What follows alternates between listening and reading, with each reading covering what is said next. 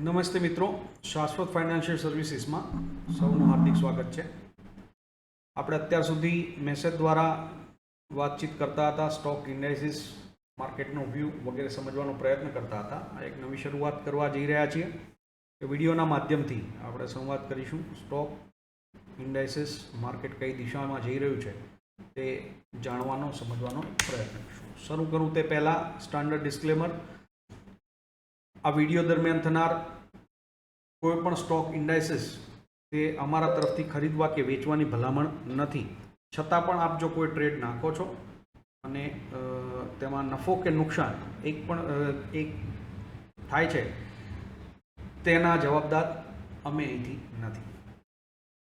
શરૂ કરીએ નિફ્ટીથી.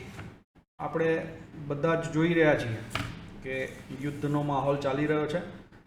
આપણે ઘણા લાંબા સમયથી, અંદાજે 1.5 મહિનાથી કોન્શિયસ હતા કે આપણે બહુ ભારે સિચ્યુએશનમાં જઈ રહ્યા છે. લગભગ અહીંયાથી એક્ઝેક્ટ તારીખ મને યાદ નથી, પણ માર્ચ 1st 2nd વીકથી આપણે માનસિક રીતે તૈયાર હતા કે ડાઉનફોલ આવી શકે છે.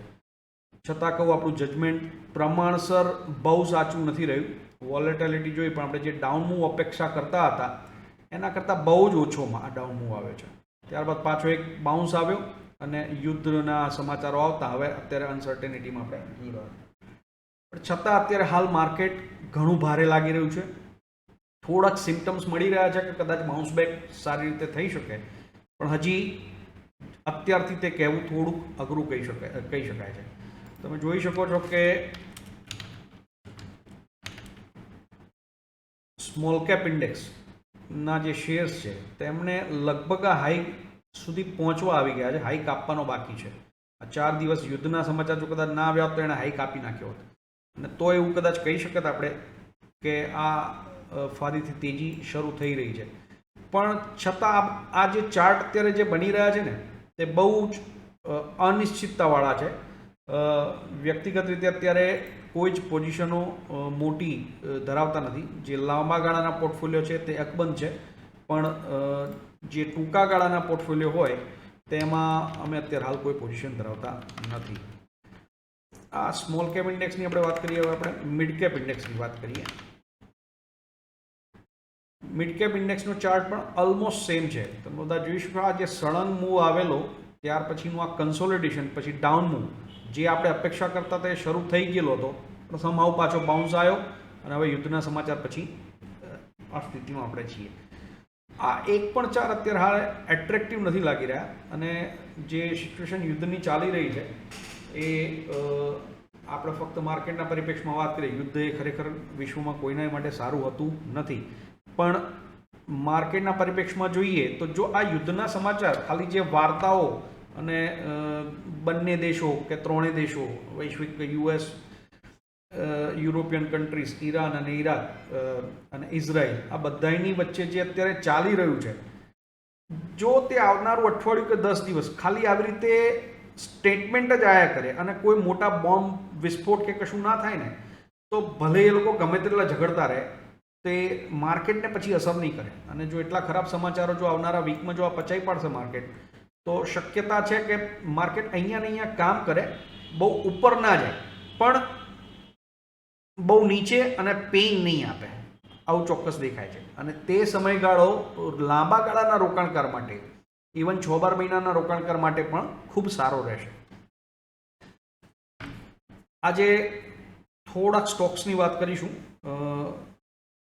જે સ્ટોક્સ ટૂંકા ગાળા માટે, પહેલાં 4 સ્ટોક મેં આઈડેન્ટિફાઈ કરેલા છે જે ટૂંકા ગાળા માટે, એટલે કદાચ 15 દિવસથી લઈને 3 મહિના 4 મહિનામાં ખરીદી કરી શકાય તેવા. આરકે ફોર્જિંગ, આ વધારે જે મૂવ આવ્યો છે થોડો ન્યૂઝ બેઝ છે ટેસ્લા વગેરેના કારણે, પણ ઓલ ઓવર આ ચાર્ટ બહુ જ સ્ટ્રોંગ છે. આપણે થોડાક લાંબા અરસાના રોકાણકાર હોય, આપણે વીકલી ચાર્ટ વધારે જોવા જોઈએ. આશા છે આ બધી માહિતી તમારા બધા પાસે હશે જ.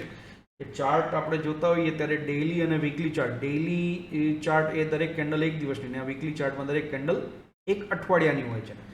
આ જે વીકલી ચાર્ટ ઉપર આ ચાર્ટ કામ કરી રહ્યો છે તે જોતા એવું લાગે છે કે આનું લગભગ ઓગસ્ટ 2023થી, એટલે ઓગસ્ટનો એન્ડ છે, એટલે મોટું સપ્ટેમ્બર થી એટલે 7 મહિનાથી આ એક રેન્જમાં આ ચાર્ટ કામ કરી રહ્યો છે.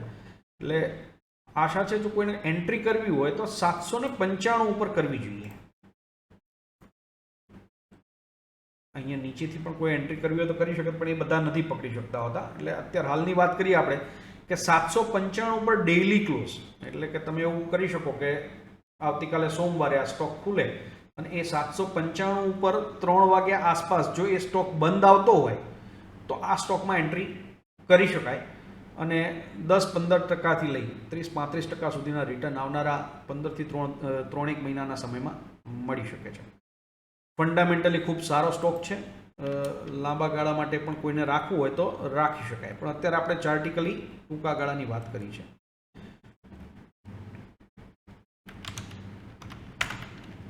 Hindustan zinc dividend paying company છે, બહુ જ સારું ડિવિડન્ડ આપી રહી છે. થોડુંક રિસ્કી એટલા માટે છે કે આ અત્યારે હાલ વેદાંતા પાસે છે ને, વેદાંતા બહુ ન્યૂઝ બેઝ કંપની છે અને હંમેશા સમાચારો કંઈક ને કંઈક ચાલુ રહેતા હોય છે. એટલે આ કંપનીમાં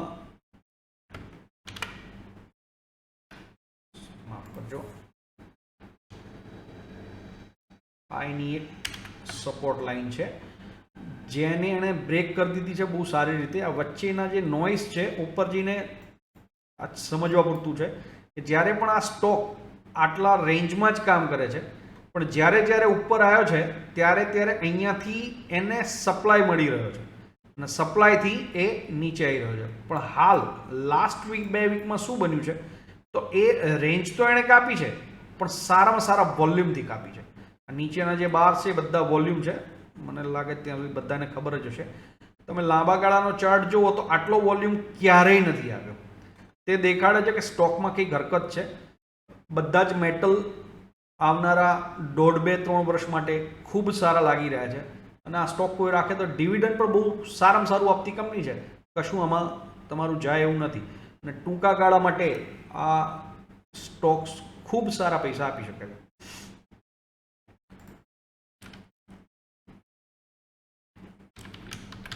જ્યુબિલન્ટ ઇન્ગ્રેવિયા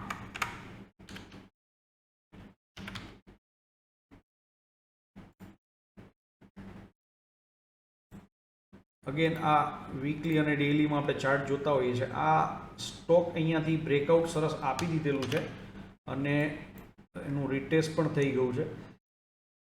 આ સ્ટોકને બે રીતે એન્ટ્રી કરવી જોઈએ.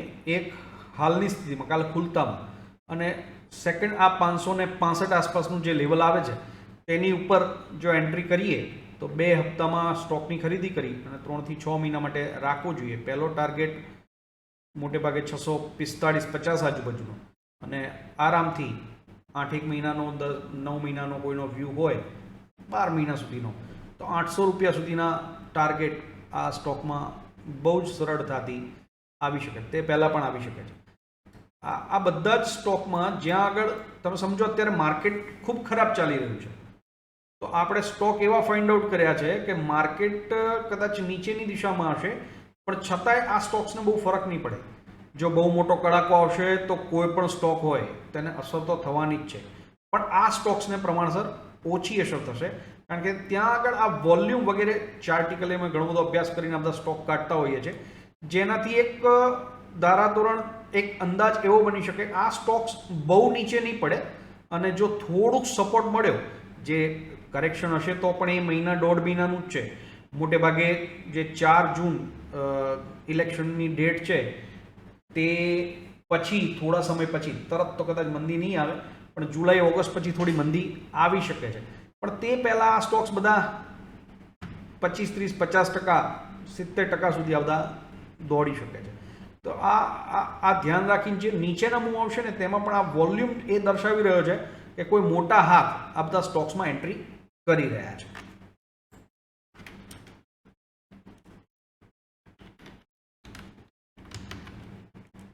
ત્રિવેણી ટર્બાઇન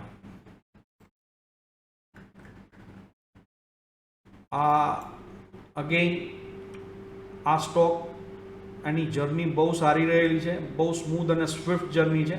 અહીંયા લગભગ મે